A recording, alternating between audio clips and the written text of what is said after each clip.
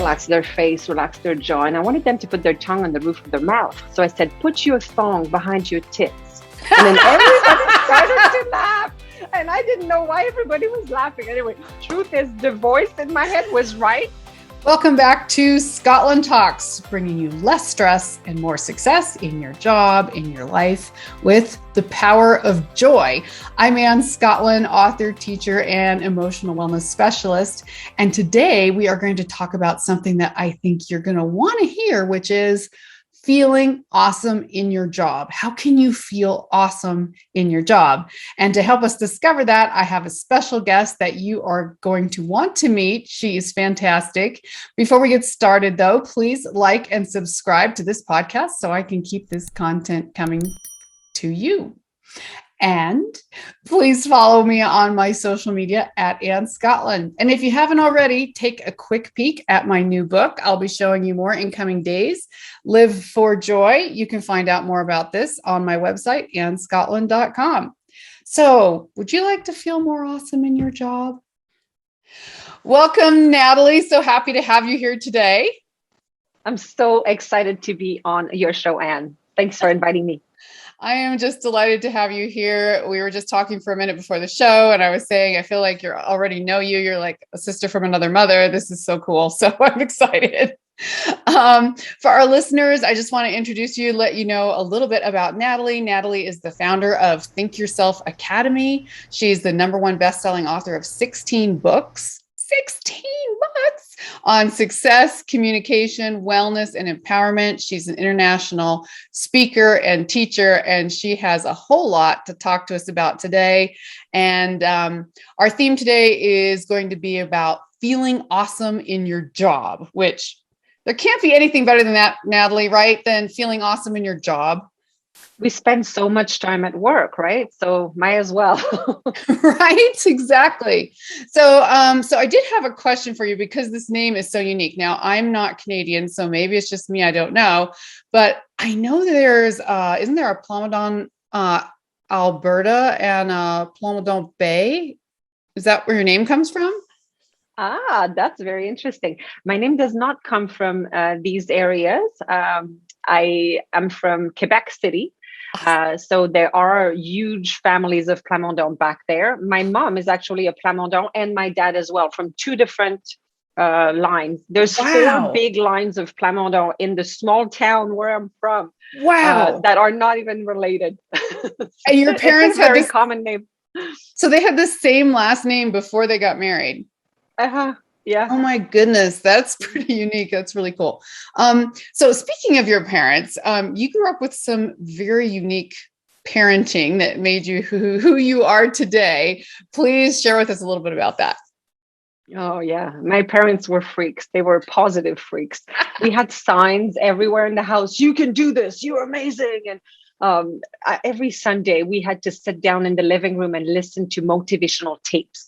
Jean-Marc Chaput, Augmentino, Zig Ziglar. And I feel that even though I was rolling my eyes, as my brother and I were like, oh gosh, but I feel like we've been brainwashed since we were kids, right?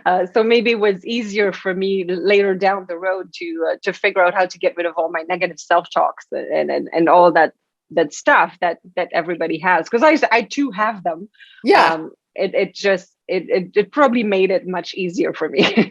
Right. Well, I think that's such a good point, actually. And you've studied neuroscience and what we can learn from it to transform our everyday lives. So for those of us who didn't grow up with incredibly positive and powerful parenting, what can we do to be positive, powerful people anyway? How can we tap into that if we didn't grow up with those tools? Exactly.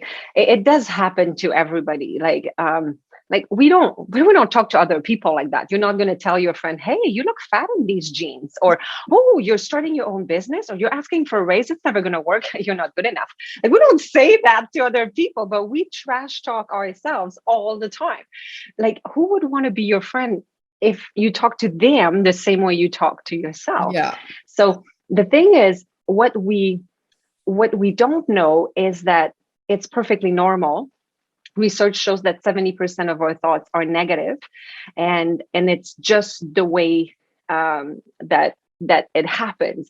What we will discover today is how can we change that voice inside our head. Like, I remember even myself, I was when I started speaking professionally, I needed a video done. So we had 3 cameras, like one for the wide angle, one for the close up, and one from the back to see the large audience, right? So we're recording that reel. And the problem was there was only 20 people in the room. So we kept asking people to move from one section to another so that when we put the segments together, it would look like there was a large audience. Right. Now, I remember my first paid speaking engagement. I got a call from an organization who wanted me to train their sales force, and they asked for my rate. And I didn't have a corporate rate. So I go, 250. And then they say, okay, so for 4 hours, there would be 1,000. I almost choke, right? Because I meant 250 for the whole thing. So I go, yes, that's correct. $1,000, right? And then we hang up the phone and I got the contract. Wow. I should have been excited, but I remember sitting in my office feeling like a fraud. Hearing this negative self-talk in my head telling me, you're not a real professional speaker. You don't deserve $1,000 paycheck for an afternoon. See that video that I had made to make the audience look bigger than it really was, and my made-up corporate rate, none of it was real. I was just trying to look more than I really was. And the voice was telling me, well, you want to be a speaker like in English? You don't even speak English. Like, you want to write books in English? Are you kidding me? And my English was really bad. I remember at the end of a yoga class, I was teaching yoga back then. And I was telling everybody to relax and calm and relax their face, relax their jaw. And I wanted them to put their tongue on the roof of their mouth. So I said, put your thong behind your tits. And then everybody started to laugh. And I didn't know why everybody was laughing. Anyway, truth is, the voice in my head was right. Right? But see, we do the reverse of what we know we should be doing because of that voice. And that day in my office, that's when I realized I need to shut down the negative self-talk in my head. So I spent the last decade studying neuroscience and created a system in order to shut down that negative self-talk in my head, because I knew it wasn't serving me. And I was trying to figure out how do we change that? Right. And then after all that, and feeling like you had to project a large audience because of that voice in your head, and then you've spoken to huge audiences. Like, didn't you speak? Was it New Zealand, Women of Influence? Where did you speak? Were you their keynote? Yeah, I was keynote at Women of Influence. There were, I don't know, 350 people. It's not the largest audience I spoke to, but yeah, that was a large audience. That's definitely amazing. What's the largest audience you've spoke to? About 800. Wow, that's probably, that's a lot. Well, it's not Tony Robbins. Well. At that point, I like connecting to people, in the audience. And if it's just a see, then it just feels less personal anyways. Like, I feel like, I don't know, public speaking is changing because of the way we're dealing with virtually right now and everything else too. I think there's going to be a trend where we're going to see kind of more of that boutique kind of speaking anyway. And the online speaking as well, because I've spoken to 1,200 people audience online, which is different. They're not in my I know they're not like the same, but I do. Isn't it funny? Yeah, it's so funny. So before we continue too, I just wanted to give our viewers a little background on yourself. I know a lot of people, and I know you're a coach too. You work with a lot of people, professionals, individuals looking to become entrepreneurs, all those kinds of clients. And so many people say, hey, I've been in this rut of a business for a decade or 2 decades. I'd really like to change and do something else, but I'm scared and the financial risk feels overwhelming and all these things. And I just love talking to powerful people who have made dramatic changes in their career. So you were first a businesswoman, right? And then a fitness guru. And then now you're doing this. Tell us a little bit about this evolution in your career. So I got thrown in business when I was very young. My mom owned a printing business, and I was teaching fitness on the side already back then. I've been teaching fitness for 33 years.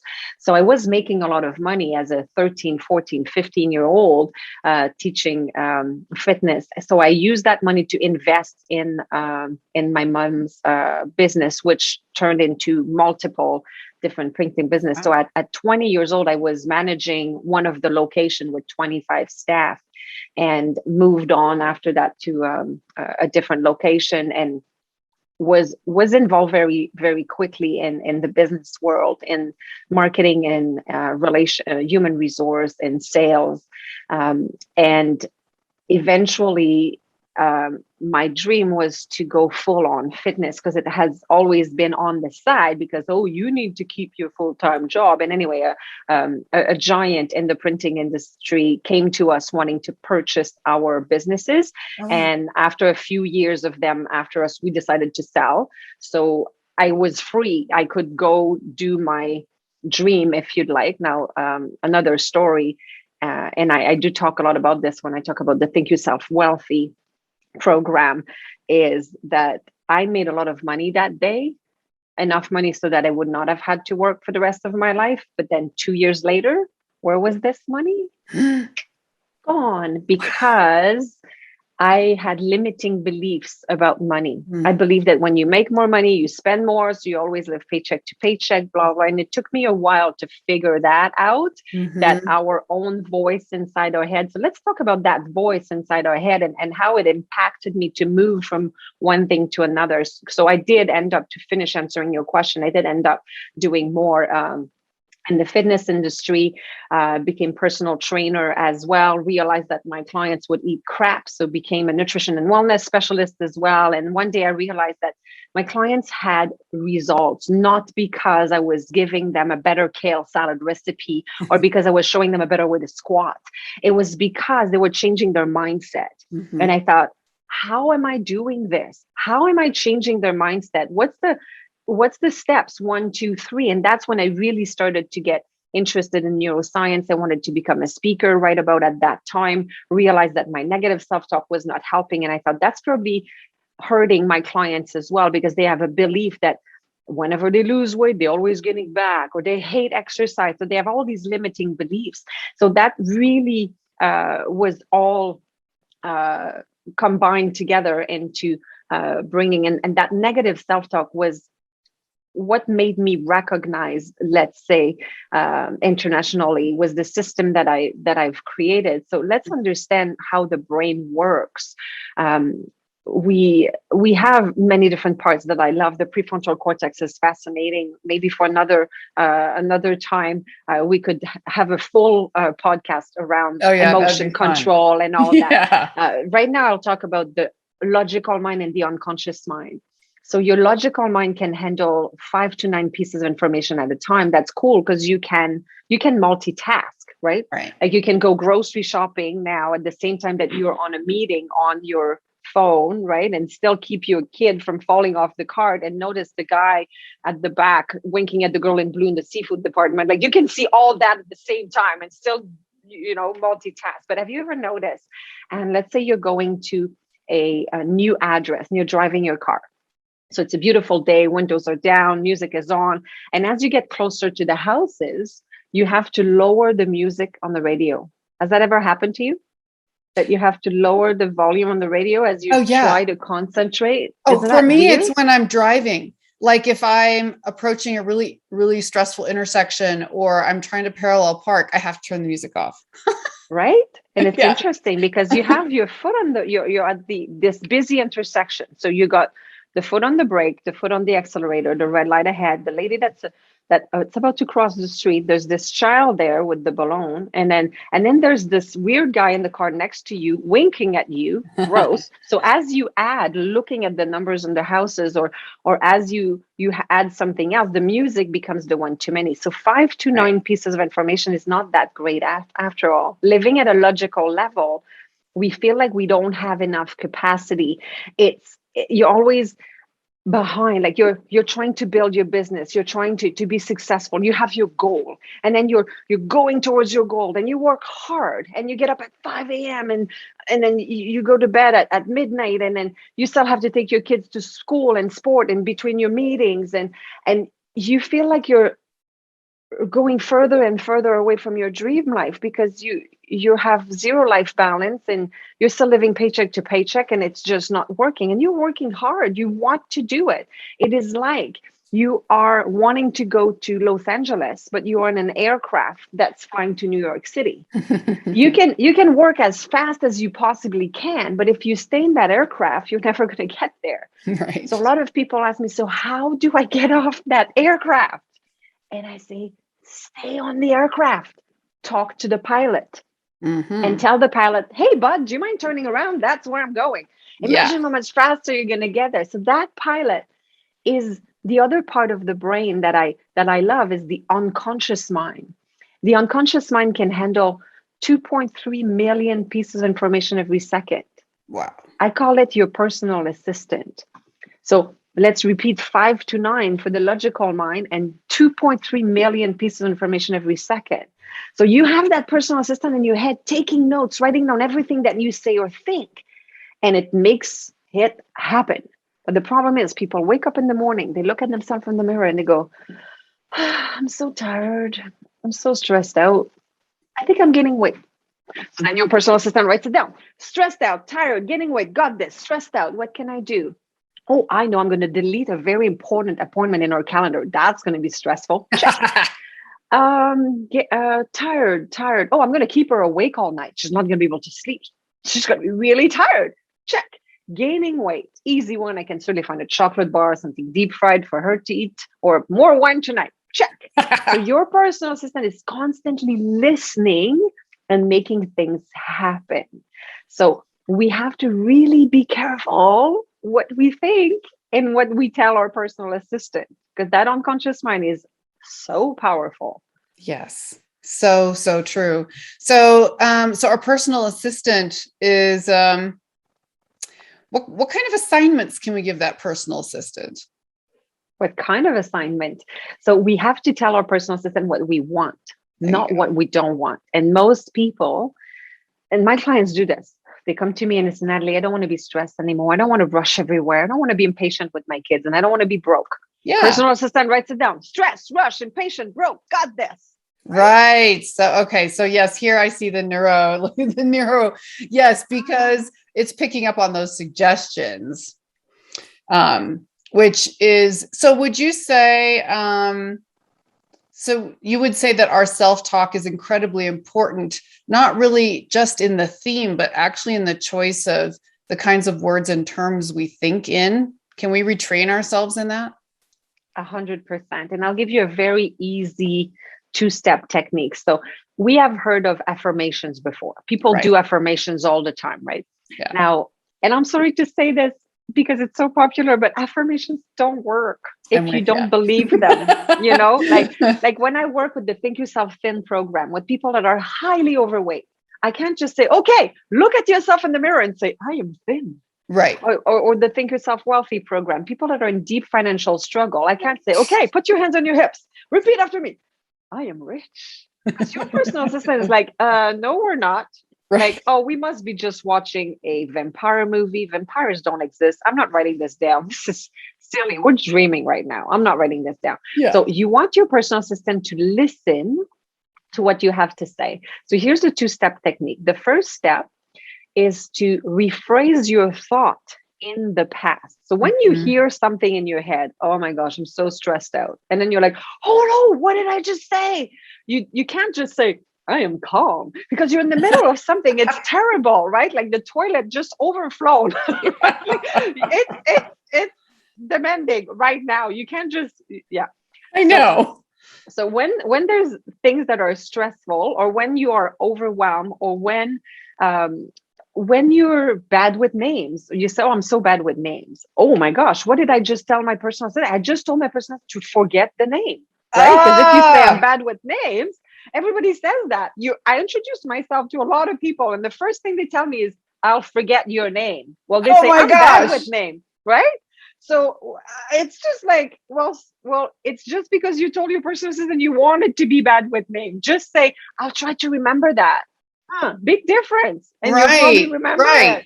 So so you don't tell your personal assistant, I'm bad with names, but then it's also not entirely practical because, say, you are not a genius at names to say, I'm amazing at names. I'm amazing at names as far as an affirmation. So you repeat it in the past and you say, I used to be bad with names. Yes. I used to be bad with names. So then when the personal assistant is like, used to be bad with names. Yeah, I have that on my list right here. Yeah, we used to be. Now, what are we talking about this in the past? Are we done with this? Do I scratch that? What do I do?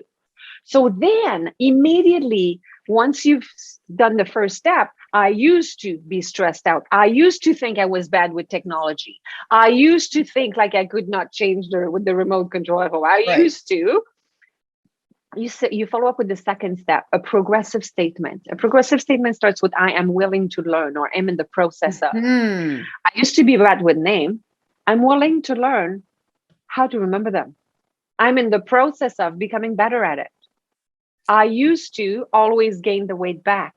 I'm willing to learn how to keep it off.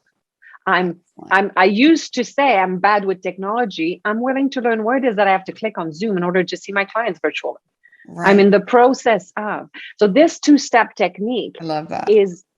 is very powerful because it's a different way to do your affirmation. Is to say, I used to, so then your personal assistant pays attention and then it can make a transformation for you.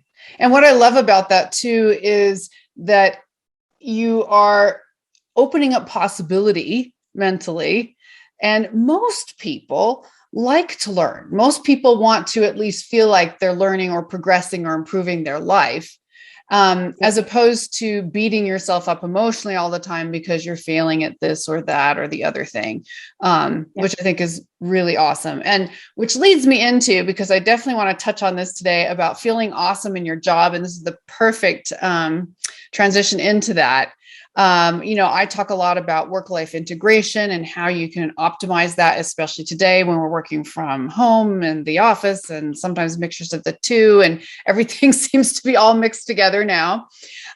So I know that today we were going to you talk a lot about feeling awesome. So today we're going to talk about feeling awesome in your job and just a little bit about embracing our awesomeness in the workplace. And a lot of this mind practice that you're already teaching us is going to be so helpful. So how can we connect to our awesomeness in our job, even when we don't feel awesome at work? So we have to identify where the problem is, because the brain has 6 different layers. So I based my whole DNA system on these layers. So I'll give you a quick run through. Let's say you want to do a kitchen renovation. So using the kitchen renovation analogy, the first step is you're going to create a folder with samples, and you're going to say, okay, I want these cupboards, this countertop, the paint chip, this hardwood floor, the backsplash. You'll put in your folder everything that you want. That's your first step. And most people do that. So what do you want in your job? Make a list of the things that you want. And everybody does that. SMART goals. You've heard of that. Vision board, right? People are very, very popular, but it's a step. It's important. You must do that. That's the first step of my system. It's the D for DNA, for desire. So you need to know what you want. So First step. The problem is a lot of people stop there, or they go straight to step number 3. They try to install these new habits in their life and try to take what's on their vision board and try to make it happen. Because if they stop at the vision board, like just making a vision board doesn't work, because we would all be living on a deserted island, sipping martinis, driving Mercedes-Benz, right? I would be. Right? So the thing is, it doesn't stop there. It's only the first step. And people skip a step and they go straight to step number 3. And they try to install the island over top of the existing island in the kitchen and try to install the cupboard over top of the existing cupboard. It's not going to work. You need step 2. You need to gut out the old kitchen before you can install something else. Right. That's what I do. That's what I'm recognized for. Get rid of that negative self-talk, anger, fear, hurt, sadness, guilt, trauma, bad habits, all the stuff that is holding us back and keeping us stuck. So I work with specific processes with my clients, and two-step technique I gave you, it's a good way to start the process. Like there's a lot more to it that needs to happen at unconscious level. And then you can go, this is the N, the new you got out the old kitchen. And then third, in A, then that's when you actualize. Once you have an empty kitchen, then you can install your new stuff. So my system, the DNA system, I juxtapose on the 6 layers of a person's self. So everybody has 6 different layers. And this comes from the research of Robert Dilts. Mm-hmm. So there's your environment, your behaviors, your skills, your beliefs and value, your identity, and your purpose. And joy is over here, in life purpose. That's where, because there's different layers. So find where is the problem. And that's what I do with my clients. Is first I try to identify where's the problem. Is this an environment? Do they have people around them that are toxic?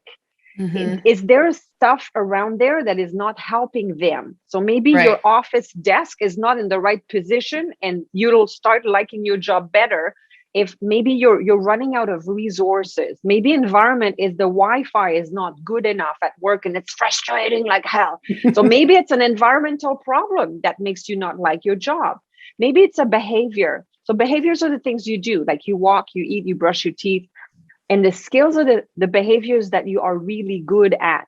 So in doing your job, are there too many things that you're not trained for, that you need extra skills to be better at? So where is the problem? Usually those two are the thickest areas where the problems are. Beliefs and value. Do you have a limiting beliefs? I'm not good enough. Like this is an identity. I am not good enough, or I will always live paycheck to paycheck. Right. Or I live for the weekend. So you need to really figure out where the problem is and fix it where it belongs. Because let's say you have a belief that you're not good enough and you buy an expensive purse, a designer pair of shoes, or an expensive car. You're trying to apply an environmental solution into an identity problem. Right. Or you say, I will always gain the weight back. So you exercise and you eat well. Those are behavior. Exercise and eating well are just behaviors. You need to fix the problem here. Exercise is hard. I hate it. Well, start fixing that, because if you're conditioned to believe that exercise is hard and you hate it and you always gain the weight back, once you start exercising, your personal assistant's going to go in panic mode and say, oh my gosh, well, wait a minute. She's losing weight and she's supposed to be overweight. She said that. And then now she's liking it. Oh, I know. I'm going to make her fall on the Bosu ball. She's going to hurt her ankle. She's not going to be able to train anymore. And she's going to gain the weight back. Check. Whew, I've done my job. So your assistant is actually, I see exactly what you're saying. Is it can be working against you because they're trying to match your behaviors to your beliefs. So when your beliefs and your behavior, even when your behavior becomes good, working out, but your belief is, I'm always going to be overweight, or I can't do it, or I always fail at everything. Your assistant is going to try to align what's happening in your real life to the outcome you believe you're going to have. So once you uninstall the kitchen, the old kitchen, for example, then how do you bring in the new pieces to, and in this case, embracing your awesomeness at work, finding joy in your job? How do you bring about embracing that? How do you install the new layers? So what you can do is go into each of these layers and put yourself in the shoes of somebody that is already successful at this. For example, the Olympics were not a long time ago. I know that some countries have studied Michael Phelps for a number of years using a few of these things. So they look at it at his environment, and then you put yourself in the shoes of somebody that is joyful, happy. They love their job, and you say, what's in their environment? So they ask for Michael Phelps. Okay, so what temperature of the pool does he train in? What kind of spandex is he wearing? What's his behavior? When exactly does he jump in the water? How does he do his stroke? And what's his skill? What makes him win? Is it when he turns around that he's really fast, or when he reaches at the end? And then they forgot these 3 layers. So that's why they were never ever able to copy him, because they never said, what does he believe? What's important to him? Mm-hmm. He believes he's going to win the race, right? I am what does he say when he say I am? And is it I am the fastest swimmer in the world? And what's his purpose?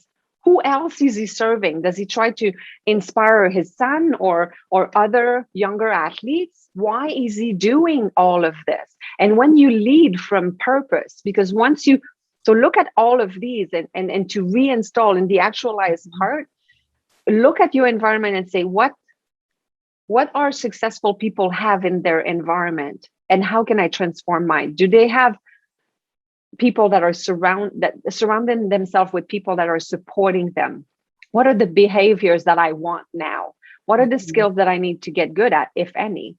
What do I need to believe in? What's important to me? The value interview is something that I do with every single one of my clients, because we need to know what's important to you. Have you ever made a list of what's important to you about your job? If you want to love it, does it have the things that are important to you and your identity, who you are? Once you have all this lined up, you love yourself, your beliefs are supporting you, and you're doing things that you're good at, and you have an environment that supports you. That's when you can live from your why and say, who else am I serving now? Why am I here? Because when that's where you find the joy. Yes, exactly. I was just gonna say, because once you're in that place, then you're like, I have the joy. I want to share the joy. How can I give back? And so much of that is coming from our own self-talk, from what our focus is. I'm sure you talk about focus a lot, what we're focusing on. If we're focusing on all the things you hate in your job, then you're going to keep hating your job. If you focus on what's working in your job and the things you love in your job, it's going to end your life, which is what I do a lot of the work-life integration, because you don't just leave yourself at home when you go to work, taking yourself with you. So working on yourself as a whole human being, not just as an individual at home and not just as a profession at work, so that you really live in your joy and live abundantly in that. I think that's just beautiful. And I love your diagram. That's beautiful. So fantastic. So I would have to ask you, so what's your greatest takeaway? And we're going to have to wrap up here in a minute. What's your greatest takeaway from the neuro studies you've done and your greatest purpose with Think Yourself Academy? Greatest takeaway and greatest purpose. Okay. Or you can merge them. I believe that the reason why I did call it the DNA system is because I believe that everybody is absolutely amazing. Everybody is awesome. And that's why I use the awesome all the time.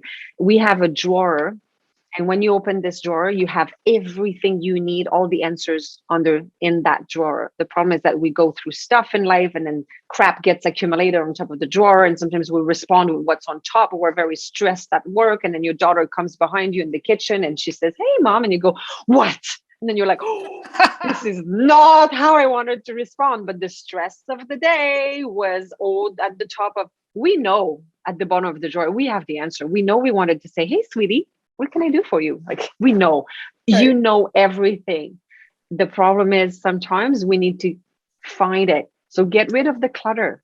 That's the biggest takeaway that I get from neuroscience and from all the trainings that I've done. I'm working with clients now with PTSD, with the RTM protocol. It's an amazing process. It's an 89-step process to get rid of very wild dreams and disconnecting the emotion from a very bad thing that may have happened to them. So we work with soldiers, with people that have been in very distressful situation in their household, domestic abuse. So get rid of the stuff that's holding you back. You don't have to carry all this, and you don't have to have been in a house on fire to carry stuff. We go through life. Everybody eats. Stuff gets stuck to our teeth, and we need to go to the dentist once in a while, because it's not because like if you have a cavity, it's not by brushing your teeth really, really well and flossing. That's doing affirmations and using some techniques and taking some courses, but sometimes you need a dentist because the dentist has special tools and they will fill the cavity and, Right. and fix it. You don't need to carry the old stuff. Then you continue to Right. brush your teeth and floss so that it doesn't happen again, because Love it. because most of my clients do everything right. It's just that they have some past stuff Mm-hmm. that they keep carrying, and it's exhausting. We don't have to live with this. Absolutely. And I just We love don't how have to live with this. you've said that, you can be doing all the right things and still not achieving your goal, or even achieving the reverse of your goal. That's fascinating to me. So because of your self-talk, which I think is in life and in their job, really the number one element, right? Declutter, take it away, and then reprogram it with a new message. So you can start living abundantly in your life and really experiencing your joy and wanting to give back and share, which is what you do with your job and with Think Academy, which I just love everything you do. I think it's amazing. You totally inspire me. I just want to tell my listeners, you can check out more on Nathalie, thinkyourself.com. Thinkyourself.com. Check it out over there. And she also has a podcast, so you can find that listed on her website. And also, please like and subscribe to this podcast here so we can keep this content coming to you. And you can check out more on my website and Scottlin.com. Thank you so much, Natalie, for being here today. It's been a wonderful half hour, and I only wish we had like 3 hours because I'm having so much fun. So we may have to do this again because it's been absolutely amazing. So thank you for your generosity, for your time, for coming and talking with us today. And I'm sure my viewers are going to really appreciate that as well. So thank you so much, and we'll see you again soon.